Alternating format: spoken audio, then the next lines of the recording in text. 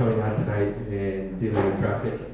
We hope you learn a couple things and have some fun. My name is Ariel Jatib. I am one of the founders of a company called Zachary Cloud. Make it really easy for you to deploy and manage budget cloud native technology, including things like Sysdig, Kubernetes, obviously, and Istio. We want to thank our sponsors tonight also, Tigera, Project Calico. Anybody remember Calico? A couple hands? All right. So open source policy stuff, it's actually implemented on like AWS and GKE and Storage. So take a look at it. Sysdig, we'll actually get a look at Sysdig, their open source offerings, Falco security tool a little bit today. But they're a cool company. Wireshark. So Loris, who is the founder at Sysdig, is the creator of Wireshark. So. And then we definitely want to thank Replicated for hosting us and sponsoring the food and the drink. Thank you very much. If you are looking for work and you find that Replicated stuff interesting, you'll see Ollie back there with the hat. You can go talk to him. Is anybody else hiring? Google. All right, Google. What else? Fair. AWS. Just me too.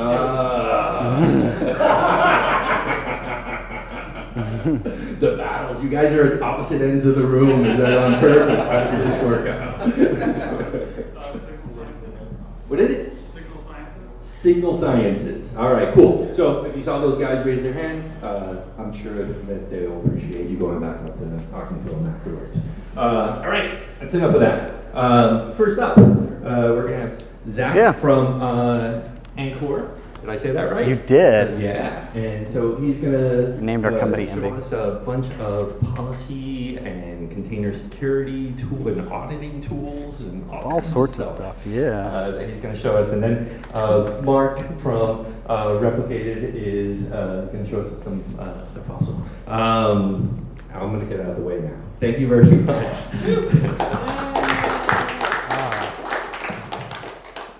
All right, welcome. Yeah, thanks for letting me speak. I appreciate it. So my name is Zach Hill from a company called Anchor, and we're actually a small startup up in Santa Barbara. So periodically we try to come down the 101 and hang out with our LA folks, Kubernetes and Docker, etc. So I thought I would give a kind of high-ish level overview of kind of open source end-to-end policy options and things you can use in the Kubernetes landscape to kind of enforce policy at various places along the software delivery chain.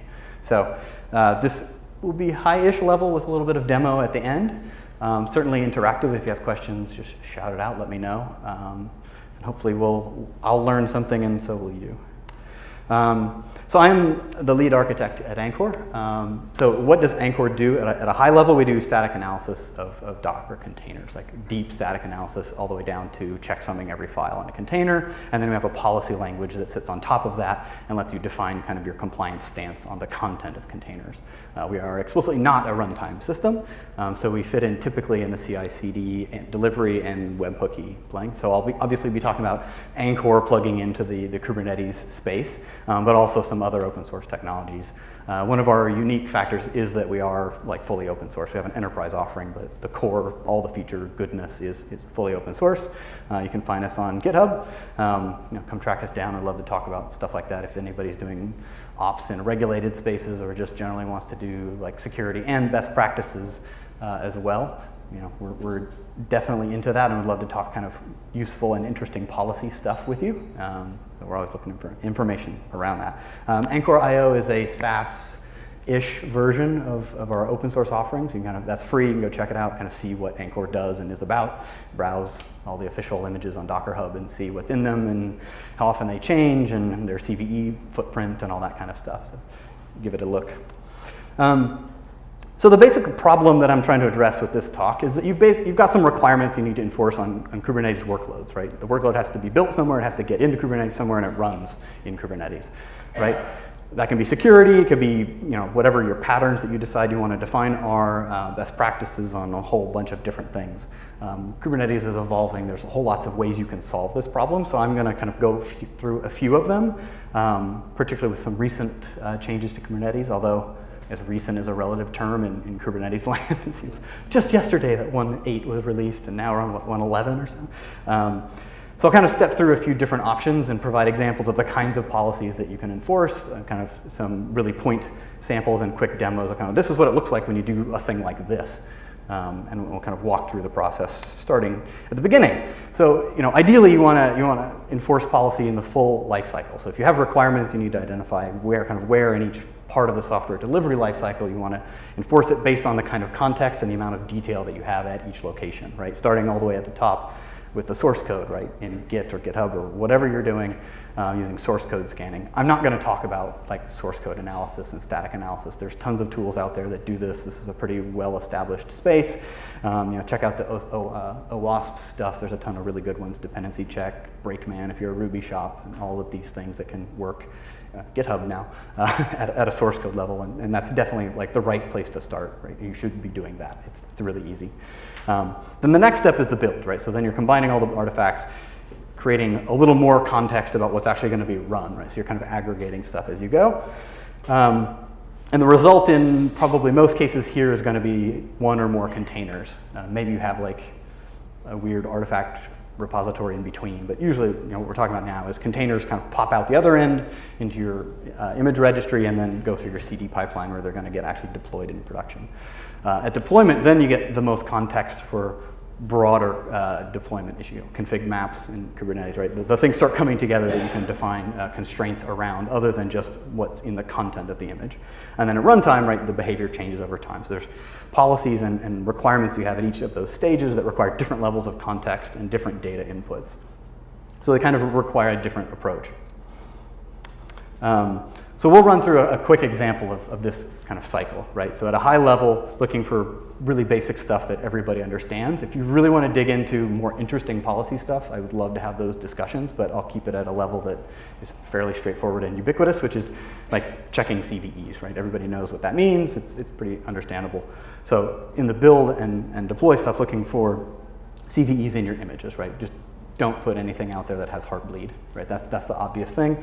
Then as we go into the deploy stage, I'll show an example where like doing some ingress checking for hostname validity, some fairly straightforward checks there, and then some runtime checking for watching for interactive shells that get run in your Kubernetes cluster in real time, and kind of just a quick little demo of each of those and giving you a flavor of what you can do and how the tools work for delivering each of those kind of metrics. So at build time, Anchor, I'll use Jenkins. I don't think we'll actually do a build. That takes a little while. We don't have that much time. But I'll show you basically what it looks like, and we have the results of a build I ran 20 minutes ago before my machine decided to melt. That little helmet is the open policy agent. If you haven't looked at OPA, it's really cool. You should give it a check. It's in the, I believe, Sandbox project of CNCF. It's a super generic framework that you can do like all sorts of great. You can implement RBAC in your application at the API layer with it, all the way down to like Kubernetes runtime enforcement. It's a really interesting project. Highly recommend taking a look. And for the interactive monitoring, kind of the runtime stuff, we'll look at Sysdig Falco. So at a high level, right, Kubernetes is kind of doing all the stuff. Our CI/CD through Jenkins is pushing images to the registry, scanning them with an Angkor plugin that I'll show you.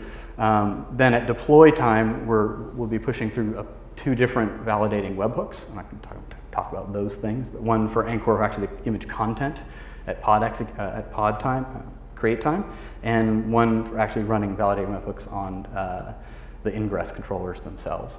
The ingress definitions, which is kind of a completely different thing, right? That's a native Kubernetes object, and that's where something like OPA comes in and is really interesting. And then at runtime, looking at the runtime behavior of the containers using agents deployed as a daemon set with Sysdig. So it's kind of a quick point. Yeah. So here, specifically, build container will do a scan if it fails the build if the Anchor scan fails. So let's see, I can actually. Anchor, we actually provide a Jenkins plugin. So if you're a Jenkins shop, you can like really easily get Anchor integrated into your pipelines. I, for this purpose, was installing Jenkins from the Helm chart, which has a nice little install plugins list, and literally just add Anchor Container Scanner and the version number to it, and it pops up and it's in your Jenkins thing. Give it credentials, tell it where the service is running, and how you want it to behave if there's a failure, and it kind of does the rest. And I'll actually show you what that looks like in a moment. Yep, and how do you actually integrate it into the pipeline itself? So I'm assuming here that you're using like Jenkins Pipeline and a Jenkins file, and basically it's a pretty straightforward little stage snippet, right? You just add a little step in there that you write a file that has the tag name to it, and then tell Anchor, analyze all the tags that are in this file. You can actually do more than one if you wanted to send a whole set of them. That's why we use a file, because you can blast out like a whole dependency chain if you want to. And then that will synchronously go out, tell Anchor to pull the image, analyze it, give you the results. And if the policy analysis is fail, then it blocks the build, and I'll show you what that looks like. At a high level, again, we sort of touched on this at the beginning. Anchor itself is doing a very, very detailed analysis of the container content itself. A unique-ish, I think. I don't know if it's completely unique, but a unique aspect of Anchor is that we're registry agnostic. It's like we're not integrated into a registry. We just pull from wherever and whatever, which is kind of a nice feature to get integrated into whatever pipelines or whatever runtime systems you have. You don't have to make other infrastructure decisions just to get the benefits of the scanning. We do tests for things like vulnerabilities, Docker file properties, image metadata. So more stuff than just like give me the CVEs for this. Like tell me what distro is it based on, blacklisting packages, blacklisting files. Did I leave my Amazon or Google service account keys in my image, right? We can do like regex checks and verify all that stuff before that image goes out to public. It's a pretty, and this is like a tiny bit of what we do. If you're interested, like I said, follow up afterwards. I'm happy to we have a UI that I can go through and all that stuff to show off kind of all the different things we can check, but no time. So that's a really tiny, itty bitty snippet of a policy in JSON that Anchor consumes, right? So in this case, right, there's ellipses because there normally would be a whole bunch more stuff, other rules and stuff, but this is an example of a single rule doing a vulnerability check. So it emits the action, which is a warning, using the vulnerability check, vulnerabilities on packages, where the package type is all. We can check OS packages like RPMs, debs, as well as NPMs, gems, Java, jars. We just added a thing for Jenkins plugins themselves, like HPIs, all that stuff. And then conditionally with a severity comparison. So only trigger a notification if it's greater than or equal to a medium severity CVE, right? So the objective here is to make it as clean and simple as possible and not inundate you with a bunch of noise that you don't care about, like the million negligible severity CVEs that you'll find in Debian packages and stuff, for example. So that's the deploy. Let me quickly show you what I have. So at a high level, yeah, this is what the output. We truncated the screen, no good. So this is the result of an Anchor scan that I ran a little while ago. I'm not gonna actually run it because it takes a little bit. But this is the kind of policy evaluation. So the tag that it's running against, right, this is the one that was actually built in this pipeline, and it gives you a summary of the stop actions and all that are defined in your policy, as well as the actual report, which I'm trying to get on the screen here. So you can see, like, for this image with this tag, here's the configured rule, right? This output, for example, like the Docker file for that image didn't define a health check. So we can raise a warning about that, which we can infer from the Docker history from the layers that you didn't actually set one. So in this case, the recommendation, which is the gate action, is worn in all these cases. And then Anchor takes the result of that and will actually emit a final action here, which you can see up here is pass, because it's just warnings, right? There's no stop. So if there was any stop, it would have been a fail. So this lets you combine both kind of policy checks and actual audit, because you actually get the list of all the things. It doesn't just like fail on the first one that it finds and then leave the rest of them. You get the full kind of manifest of all the things that it found with these checks. So if it's like secret checks or vulnerabilities, maybe, cool, don't block the build, that's fine. But I want to have this as the artifact in my Jenkins for every build, that way I can go back and over time and look at it, how my pipeline is evolving over time, for example. Okay, so that's as much demo as I'm going to do for CI/CD, or for the CI part, because it takes a little while and it's not very Kubernetes specific. So next we move on to deploy time. Let me open up the presentation again. Okay, the main Kubernetes mechanisms right now, and if you really work hard, you can probably come up with a bunch more interesting ways to do this with like pod initializers and init containers and all sorts of other stuff. But I'm focusing on webhooks. For this one, specifically the new dynamic stuff, the validating webhooks and the mutating webhooks. If you haven't had a chance to play with them, they're really cool. Especially the mutating stuff. I don't know why, but I really dig like modifying stuff. It's a bit dangerous, but it's interesting. Anchor originally had an implementation where we would handle the older image policy webhook, which was a static. It was not a dynamically configurable one. That thing looks likely to die at this point. It's been in alpha for like 7 releases, something like that. So I don't think it's going anywhere. Initializers are another option. They're still in alpha, and there's some issues from what I've read with like garbage collection and orphaned resources and stuff. So I'm not going to dig into that can of worms for this demonstration. But to leverage this, as a first example, I'll look at the open policy agent. So again, this is a cool project. It's a CNCF sandbox. You can look at it. It's openpolicyagent.org. I'm in no way associated with this project. It's just cool. It's a super lightweight general purpose policy engine, basically for validating. You like write these little policy specs on JSON or YAML. And it has a language called Rego that lets you kind of define this YAML looks okay or this YAML doesn't, right? Allow or deny this based on the content. Sort of like JSON query, but not quite the same. It has more sophistication than that. Which makes it great for doing things like validating Kubernetes objects, right? Like if I get an ingress or if I get a pod, check these fields in the thing itself and pass or fail, or you can mutate based on the results. So it's a really generic. I stole this graphic from their website, demonstrating that like they have hooks for everything. There's like Amazon policies. You can stick this agent thing. It's a little itty bitty Go binary. You basically stick it anywhere, like SSH. You can put it in Amazon doing Amazon policy stuff if you want with lambdas, like all sorts of stuff. So here I'm going to use a really simplistic demonstration just to kind of show the kind of stuff it does, but it gets really sophisticated and really interesting if you want to dig in there. Yeah, as I said, it's specified with Rego. There's a link to the actual language reference if you want to dig into it. It is general purpose, but it does include some basic like packages. Like I know this, I'm dealing with some Kubernetes stuff, so import some a Kubernetes ingress or Kubernetes request. For example, like here's a quick little policy in OPA's Rego. I've truncated some functions at the bottom that help actually do like hostname FQDN validation, but basically deny if where it's an ingress and it's a create and host it doesn't match a whitelist, right? So what I'll show you here is, and this is like a pretty straightforward OPA example, is you can create namespaces in Kubernetes and then as metadata in the labels you put actually a whitelist of allowed host names. And so the OPA then will fire up and actually check when you create an ingress, does it have a host name that matches what's allowed for that namespace? Pretty straightforward. But shows kind of the level of sophistication. So let me swap over. You still good? Okay. OPA. Let's see. Doing it live. Okay. You see that okay? Do I need to zoom it?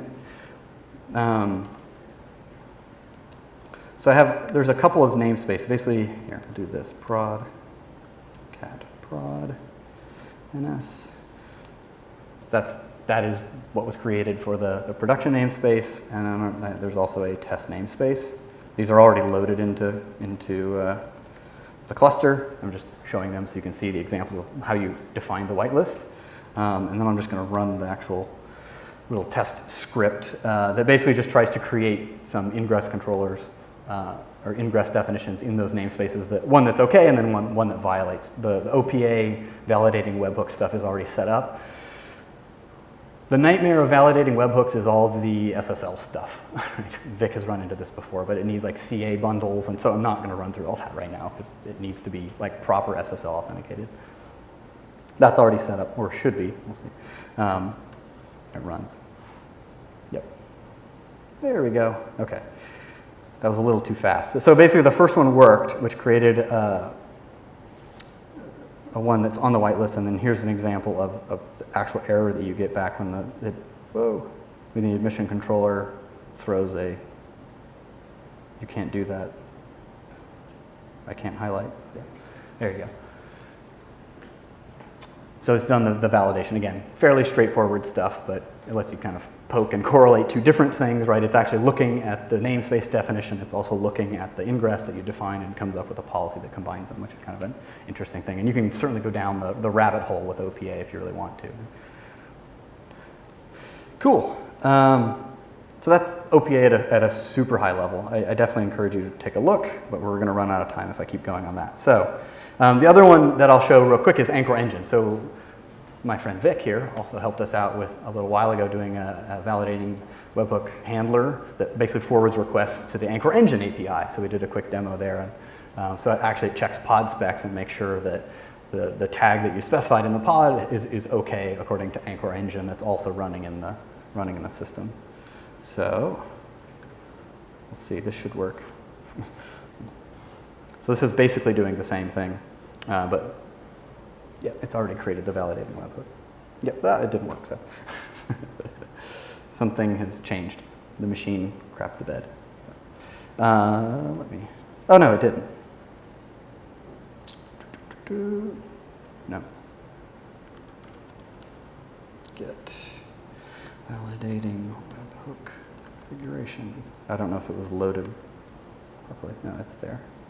Okay, well, something is slightly sideways there, but the machine completely shut down right before I started this, so we'll see. We'll move on. It works basically the same way. You would see you can't run this thing because Anchor says this image has a vulnerability. It doesn't pass the policy check.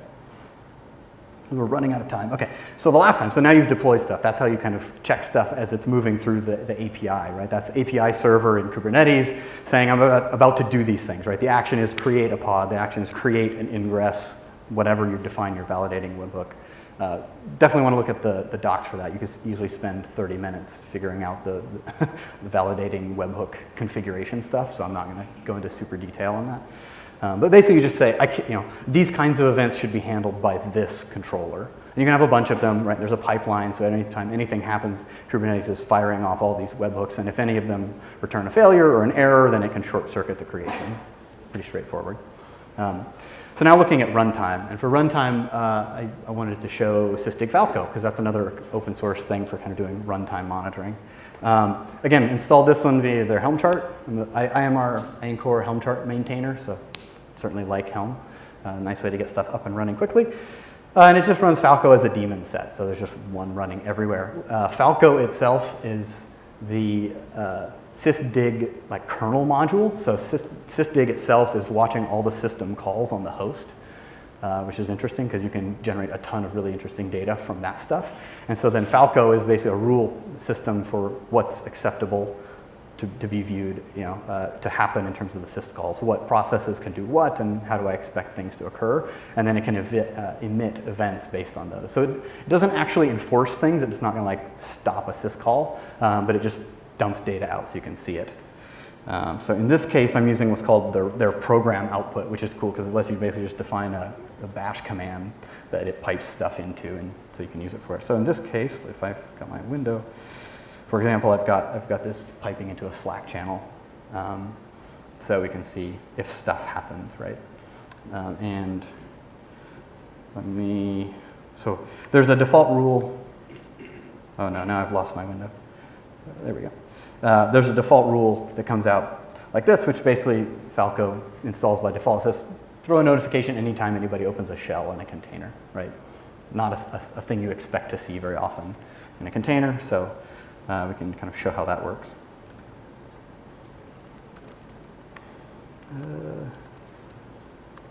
Let's see. Yep.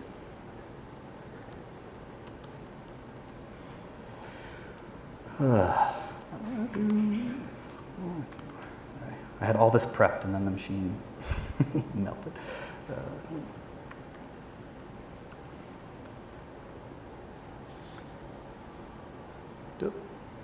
Where did it go? There we go. So we can see, right, all I did was log in, and now I have a nice shell spawn notification that comes through. So again, straightforward. The rule set is massive. You can do a lot of really interesting stuff. They have other products and things that let you visualize network connectivity graphs and all sorts of really interesting things. But at the base level, it's just a kernel saying intercepting syscalls and letting you define policy on them. We've done a bit of an integration with them that I'm not going to show because it's not quite ready for Kubernetes prime time, where we can actually take the Falco and ask Anchor, like all the images that are running on this host, are they still okay, right? Which is an interesting use case because it might have made it, things might have made it through your pipeline, through all those policy checks, and then things like CVEs come out, or you change your policy and now you have things that are out of compliance. So we can actually ingress those and hook them together. The integration isn't quite there for a nice demo yet, but that's the kind of integration that we're working on and connecting the dots, as it were. So let me find my window. So that's it for the demo-y stuff.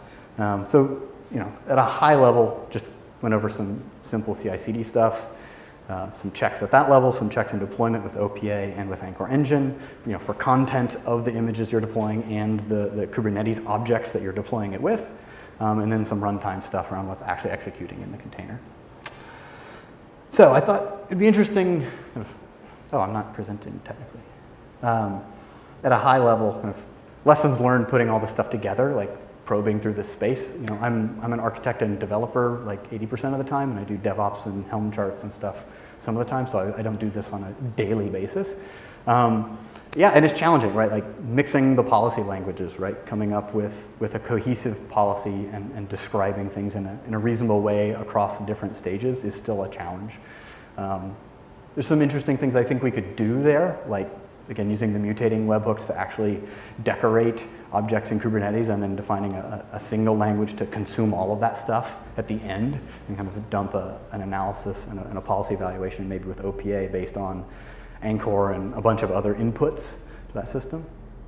Part of that is, the validating webhooks need content. So OPA does that pretty well, but like if you're writing your own validating webhook handler, it's not necessarily trivial to get all the information. There's, depending on how sophisticated you want that validation to be, you may need to pull other sources from elsewhere, and that has a negative impact on the cluster performance. And lastly, just alerting versus enforcing, right? Like, turns out maybe you don't always want to actually kill things. You just want to make a note of it and come back to it later, because the last thing you want to do is have like a hiccup in your policy system that keeps you from scaling up under load. Stuff like that. So systems that do this need to kind of both be able to enforce things and have a really good audit trail, or at least log what it would do if it doesn't actually actuate it. So, okay, cool. Any questions? Thanks for your time, guys. I appreciate it. Yeah. Did I run way over? I don't have a clock. We have a question, right? Yeah. Mm-hmm. So on the CVE checks, which CVEs do you check? All of them. No. So we pull all of the Linux distros, Debian, Red Hat, Ubuntu, Alpine, Oracle, as well as the upstream NVD data sources. So we can actually do like CPE, if you're familiar with that stuff, level checks. That gets a bit noisy, but lets you check things like jars and things that aren't packaged from Linux distros. That's the main data source. We're working on adding proprietary CVE data source. There are companies out there that curate these lists of other things, which I will not comment on how interesting that is. But yeah, those are really high fidelity because they are very well curated. The open stuff is a little bit less so. See, there's a little noise, especially in the application package stuff. It's a challenging space, and that's one reason why we do the policy thing on top of it and try to make it very configurable. What I didn't show you, and we can talk later if you want, is our policy language, again, lets us check, like, only tell me if there's a CVE that actually has a fix available. Right? If there's no fix available yet, like I can't do an apt update or upgrade, then don't block my CI process, because there's not really much I can do until there is. Right? So by making that configurable enough, it helps mitigate some of the noise that you get in the scanning process. And that was the objective with all of that stuff. All right. How long does it take to run all the checks? The checks are fast, so we do a policy evaluation in like seconds. The analysis process is a function of your network bandwidth between your registry and the Anchor server. So Anchor itself is a distributed system, so it scales out. It's a bunch of components. If you run the Helm chart, you set replica count, however many you want, and that's your analyzer throughput. But each analysis has to fully unpack the container, so it can take a while for large. I mean, we have users from 5 meg Go binaries and Alpine images all the way to 15, I think, gig machine learning stuff, and those can take a while. So usually, yeah, I mean, that's just lots of I/O to sort through all that data. So it's directly a function of that. Yeah. Cool. Anything else? Awesome. Thanks, everybody. Appreciate it. Yeah, if you have any questions, whatever, come find me. Pull requests. If you don't know, Replicated is basically a tool that software vendors use to distribute the enterprise version of their application behind the firewall to their biggest corporate customers. So we have some of our customers listed over there, like Circle CI and Travis CI. We power their enterprise products, also power the enterprise version of Terraform Enterprise.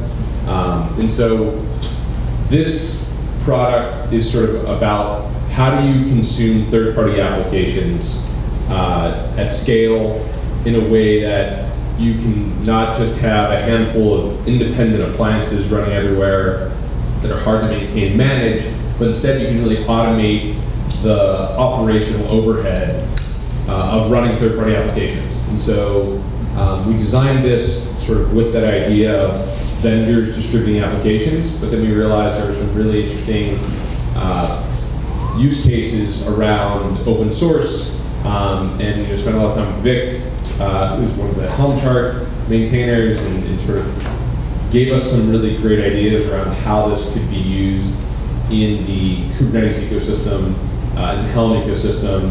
And then we also spent a lot of time really investigating Kustomize. So if you're familiar with Kustomize, that's a new project from Google around declarative application configuration that we think is really amazing. So we're getting behind it, but Ship, use that. It's in the core of what the product does. But I think that's probably a good overview. I'll turn it over to Mark, who leads our team, our engineering team.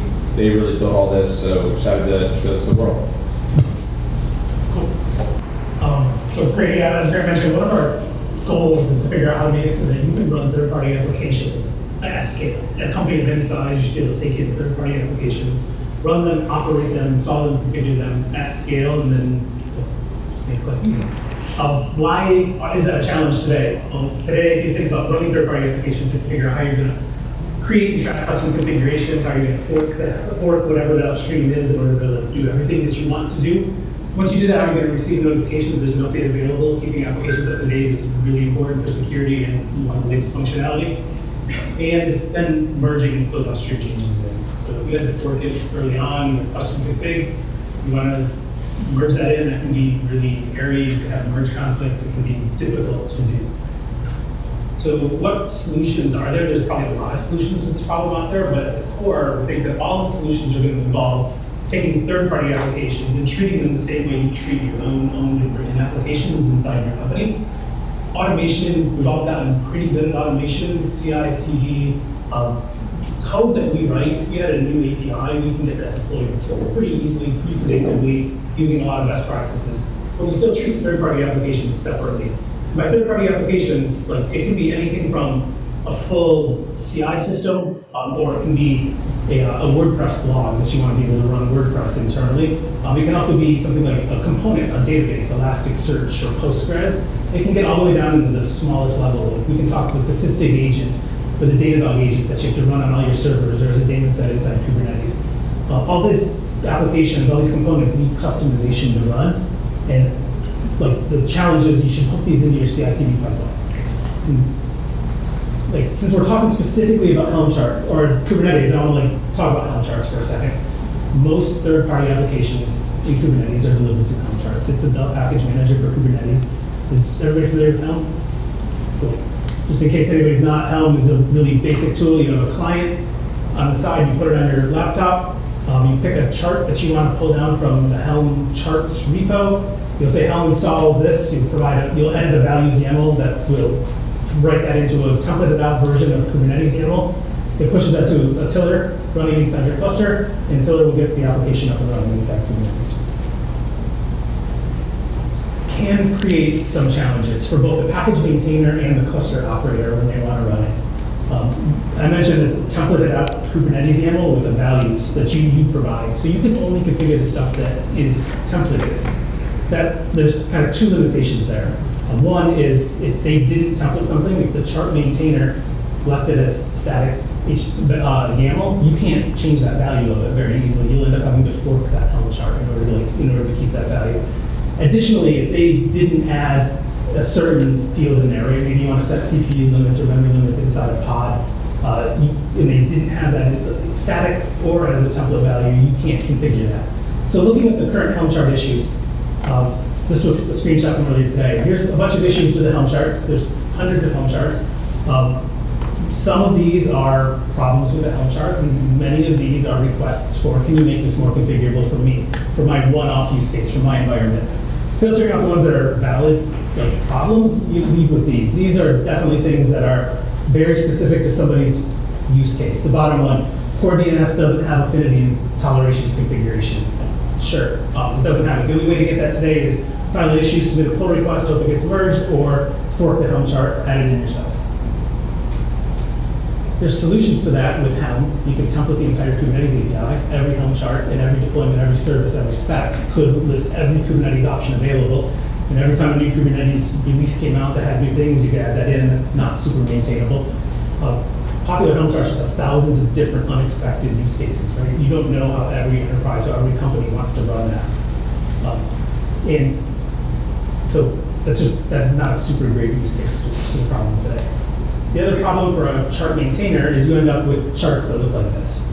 It's YAML, but it's all templates. It's not actually YAML. You wouldn't pass a YAML linter. And the more you add in here, you end up with more if statements and else statements, and it's complicated. Every extra thing you make configurable makes it harder to maintain moving down the road. Grant mentioned Customize. It's a new tool. It's a month or two old right now. Customize is declarative configuration for Kubernetes. It's a different way to solve this problem that doesn't involve templating. We'll jump into the details of it. The idea is, at a really basic level, take your deployment here on the left. There's no template functions at all in it. It's just, here is a template. I have a patch. The patch in the center here says, I'm going to list the API version, the kind, the metadata, and then I'm going to walk the tree and pick out the fields that I want to change. So I want to change replicas from 1 on the left to 5. Then I want to change the image pull policy from if not present to always. So in there, they define a merge key of containers to the name of this container. I can change it there. Customize will apply that patch to the base and output this merged YAML on the side, which is all of the base one with my patch applied to it, without any templates. And the best part about Customize is it's template-free configuration. That's great, but it supports add, delete, and update operations too. So I can do more than just change that YAML. I can add additional YAML in. I can use a patch key to delete something that I don't want in there. They built Customize around the idea of very specific merge keys around the Kubernetes API. So most Kubernetes YAML has a way to define a merge key, traverse the tree, and apply that patch to it. And your patches are separate from the base. The base stays whatever the upstream developers ship. So your patches stay over here separate. You can always pull down the latest upstream and apply that without any merge conflicts, without any challenges of merging that in down the road, because you never had to change that. Built on top of that, we took ship. And ship says, what does it look like to actually take a Kubernetes application, a Helm chart for right now, and go through the lifecycle of the initial configuration of it, and then watching it for updates, merging in those updates, and then getting it deployed. That's really the 4 steps of running third-party applications. You have to figure out how you're going to initially get it configured. Once you get it configured and deployed, using whatever tool that you want to deploy, whatever CI/CD process you have to watch for updates, and then you can merge those updates down. So we'll do a demo of this. I'm going to walk through a couple of steps of what ship looks like. Ship is, as Grant mentioned, soon to be an open source tool. Delivered as a Go binary, you can run in a Docker container, any way you want to. Those are the 3 modes, those are the 3 commands inside ship. So ship init, ship watch, and ship update. Ship init, you just give it the path to whatever the upstream is that you want to pull down. This example here just shows I'm going to pull down the stable Grafana chart from Helm. It doesn't have to be a GitHub repo, it doesn't have to be a Helm chart, it can be an S3 bucket, it can be any URL that you want to. It doesn't even have to be a Helm chart, you can point to something that just has Kubernetes YAML in it. It'll pull down, clone the repo, or pull down the bucket, whatever it is it needs to do, scan the contents. In this case, it determines it's a Helm application. It looks for a file called ship.yaml in it. Didn't find one, that's okay, because we figured out it's a Helm chart and we can apply a pretty same default to that. Package maintainers can throw a ship.yaml in there and they can customize the workflow a little bit of what we're gonna see. And then it opens up, it asks you if you want to open up a web browser. We're huge fans of automation. Everything should run through, no clicking around, no automation. But the first time that you run a complicated piece of software, there's a lot of discovery you need to do. You need to read readmes, you need to figure out how it all works. So we open up a web browser, let you kind of go through that the first time. You can pipe everything in and run it all headless, but it's a pretty same idea to go through the first iterations manually. The next two modes are ship watch and ship update. They're really just designed to be building blocks in the system. They don't deploy software. Watch just watches the upstream for changes and then triggers an event. And update will pull down those upstreams and apply them to the base, leaving your patches and leaving your overlays that you've written that can still be merged onto. Do a quick demo here of that. So I am going to take this open issue in the Helm charts repo for Grafana. And somebody said, basically it doesn't, like the Helm chart doesn't have the supported configuration that he wants to. He said what happened is he followed the README and he put a values YAML in that has this ingress, and he expected to happen is this ingress got spit out from the Helm chart, but that's not what he said happened. So we'll go through that here. So we'll just say ship init, git.com, Helm charts, stable Grafana. And that will do exactly what the last screenshot showed.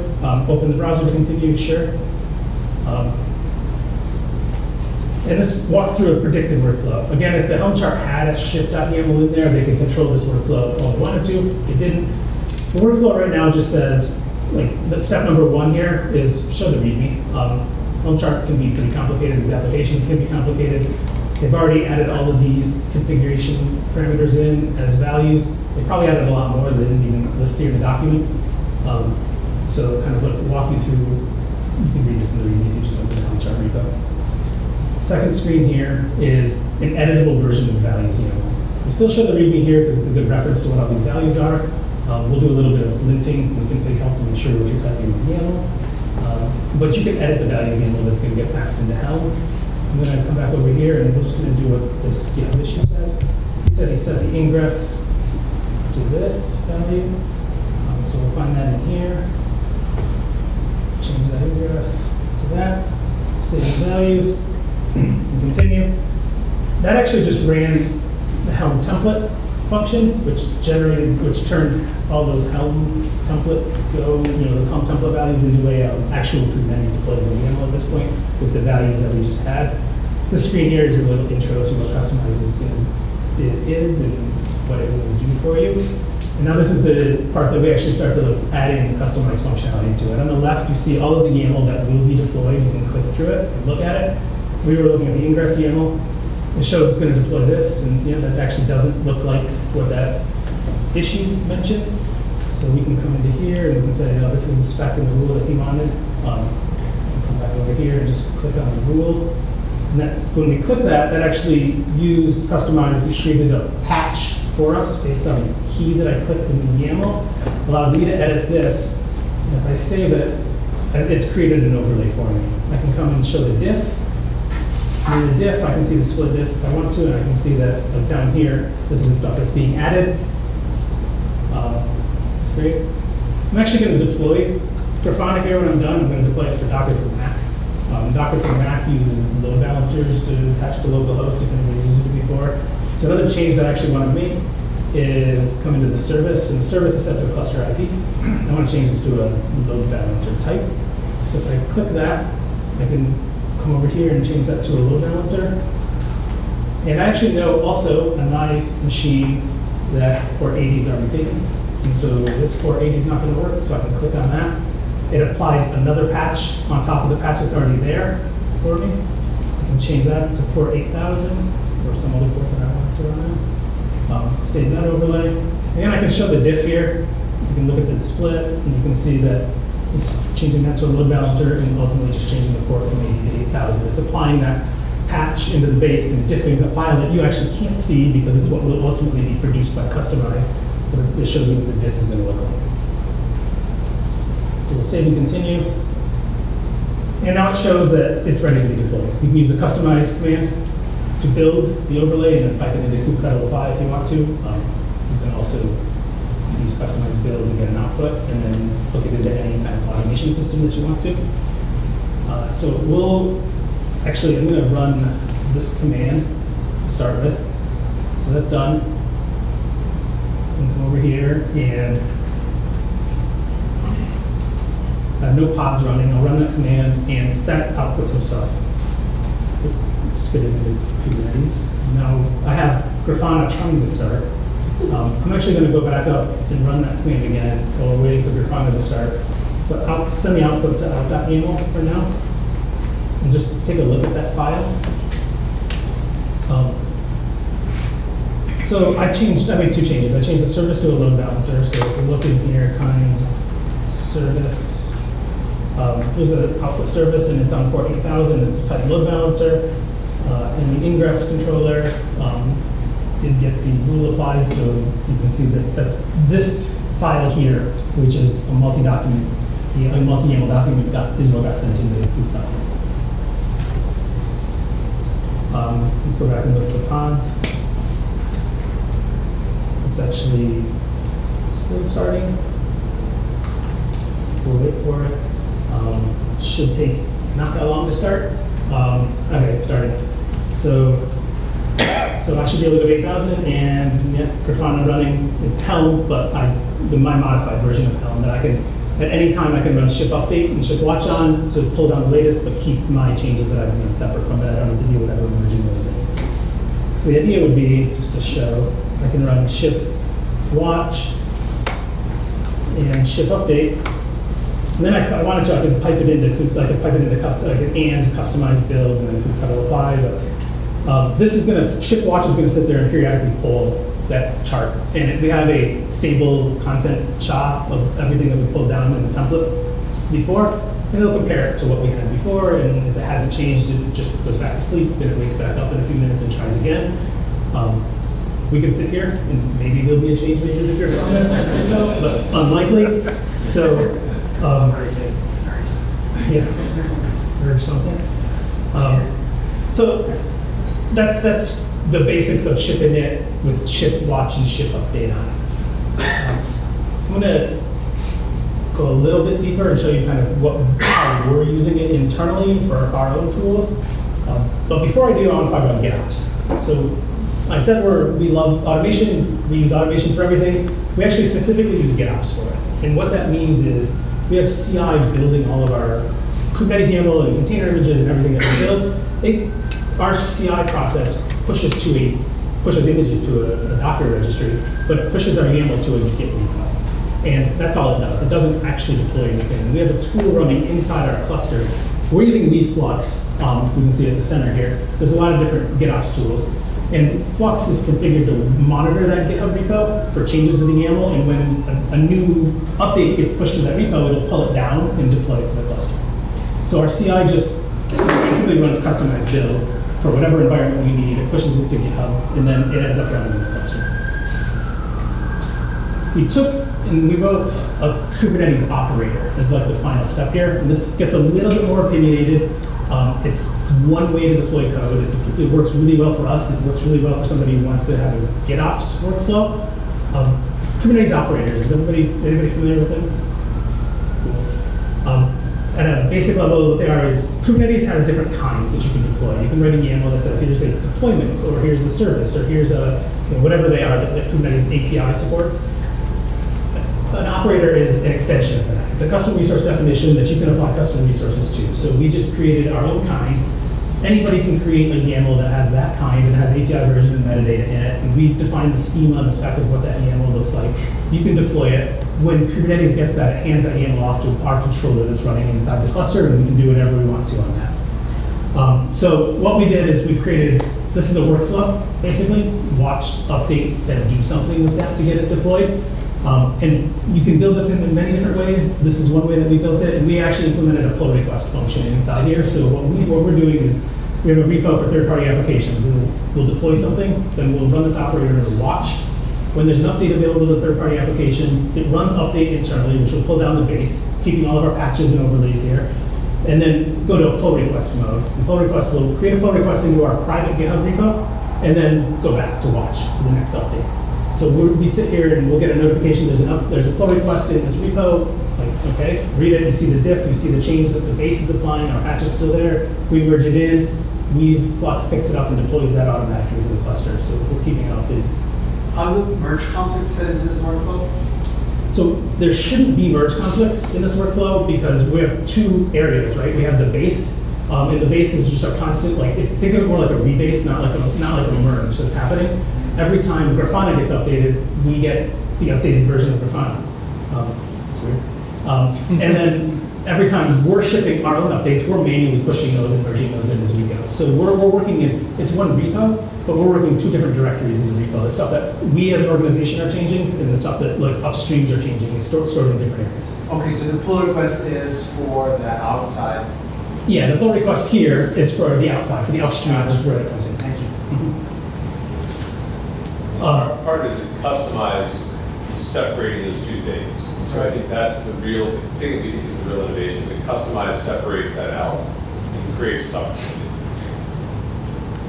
Yeah, you can have the ship operator watch multiple projects? Yeah, so the ship operator, there's a manager in it, and then every new application you deploy, you'll spin up a new controller, and then you can have different workflows through all of them. It can live in the same cluster as the application that it's monitoring, or it can live somewhere else. Pretty flexible. This is there's above it, there's a dot here, but above it has API version, kind, the ship watch, metadata, and then the core of this custom resource definition is this actions, where you define the lifecycle that you want to go through. It's a list of actions that will execute in order. The first one is watch, where we're telling it, for the purpose of this demo, go check every 15 seconds for the upstream, because by default it's 15 minutes. The next is to run the update, where it'll pull down the latest and run through what we just went through, that init with the init workflow, but it runs it in headless mode, keeping all the state that I previously had. And then pull request, where it will make a pull request into this directory on this repo. The cluster already has API tokens and SSH keys and stuff like that deployed to it, so it can handle that. I'm gonna try to do a demo of this part now. There's a lot of moving parts in this, so just cool. So I have two repos here. I needed to be able to set up a demo that I can push to the upstream and also run my side of it. So I have two repos, so you have to kind of use your imagination to bear with me a little bit on this. This repo here is one that's controlled through GitOps. I shouldn't be pushing manually to this. This is the one that the operator will push and create a pull request to when it's ready. There's no pull request sitting here right now. This repo's up to date. Flux has everything deployed. Nothing's changing. This repo is an upstream example. This is a really simple Helm chart. There's not much to it. I think it has an Nginx controller in it. That's it. It's in my personal GitHub account just because I can't push to it. But imagine this was helm/chart/grafana for instance. Now, I'm going to look at this file. This is the custom resource definition, the custom resource implementation for my CRD, for my ship operator. And in it, I have specified, I mentioned secrets are already deployed and they're able to Kubernetes for GitHub and everything like that. They're just listed in there. The actions are basically what I just showed you on that last slide. You can do other things with I'll just upload if you want to. The operator has additional functionality. So I'm going to deploy this to Kubernetes cluster right now.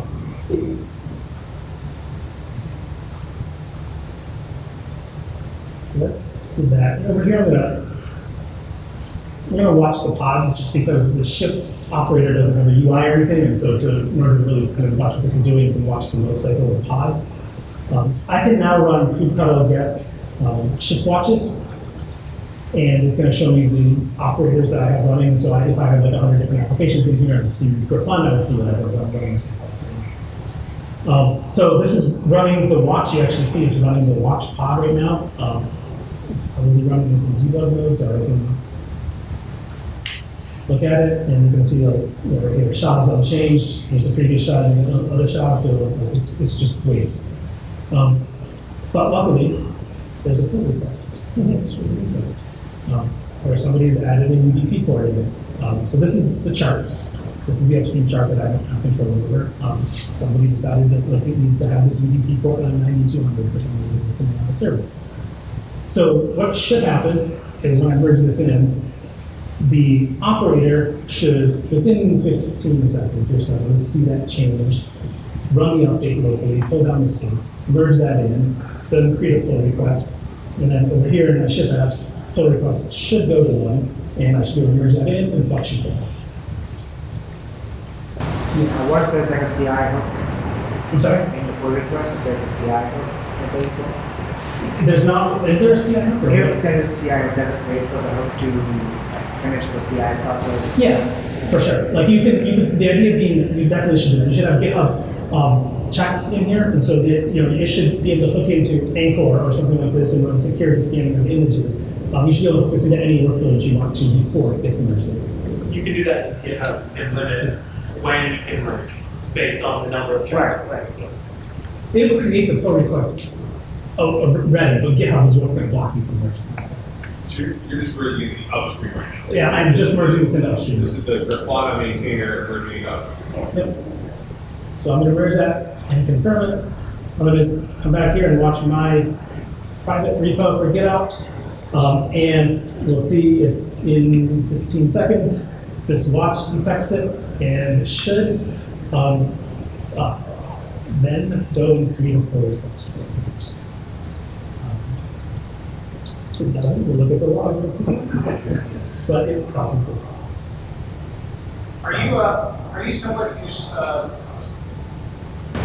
your product somewhat integrated with Helm? Is it using Helm's cache of repos where you pull down the third party, or does it have its own local repository where it's keeping the diffs and changes and things like that? So we're not using Helm's cache directly. We actually have vendored in the Helm code. Our code is also written in Go, so we rendered in Helm's code, and we're able to basically follow the same path that Helm went through. That took me 15 seconds, but I did that. But we'll just reach out and use the same exact functionality. We're actually using Helm's code. We call into their internal libraries in order to go fetch that from chart and whatever it is. So this finished watch after a little bit. The update finished. There were a couple of pods and init containers in there. And now it's running the pull request. Actually, GitHub back here, you just saw a push come in. Once the pull request finished over here, the watch goes back to watching to wait for the next update. And there should be a pull request now. Internally, the pull request here shows the chart itself. So we keep a cache of the upstream chart in the repo. It's not actually used for anything, but it's there. And the base YAML that my customized build step has now changed. That's in base. If you look here, I have the sample up here. I have base, and then overlays. When we create a ship overlay, you can also create your own overlays that you want to. You know, create like an enterprise overlay or whatever common overlays that your organization has. So merging this pull request in will make Flux pick it up and deploy it. And this is the operators back here to watching for updates from the upstream chart. So that's the operator. One implementation of all those components, but you can put them into Jenkins if you want to. You can just have different build steps that do the same thing. So that's it. Just to kind of review, what we saw was we took a Helm chart, we added patches to it in overlays using Helm and Ship, went through the initial config. Ship was able to help us click in and understand how to create patches and create the initial patch for us that we could then modify. And then playing around with the operator, it watched for updates, and it created an automated pull request that we had a manual review step on. So that manual review, I could merge it in. We're always looking for ways that we can automate that even more, or we can send them the options that we can auto merge patches at some point. But that's honestly, that's opinions that the enterprise or the company that's implementing this should make, and that's their decision to choose. And yeah, this is just a tool that connects existing workflows and keeps third-party applications updated.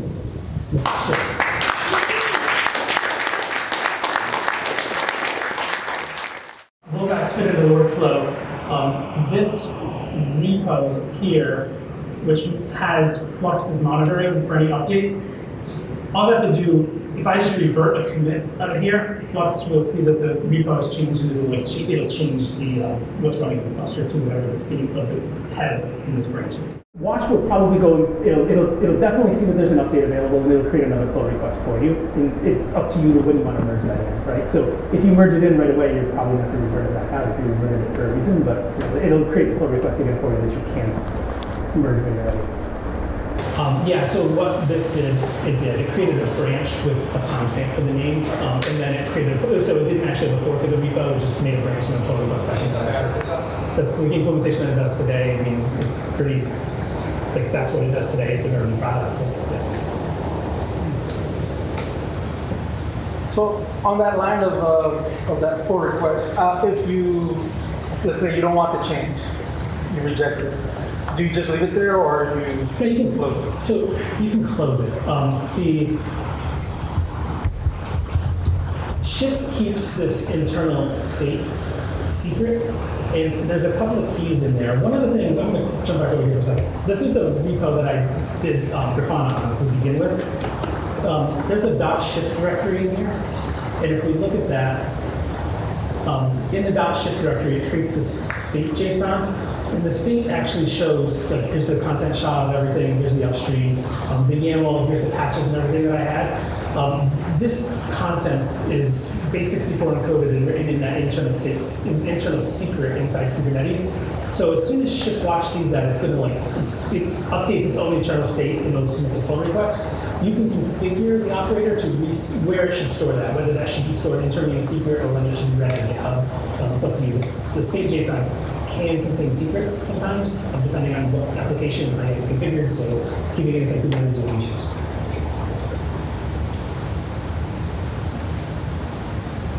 Awesome. Great, thanks everyone.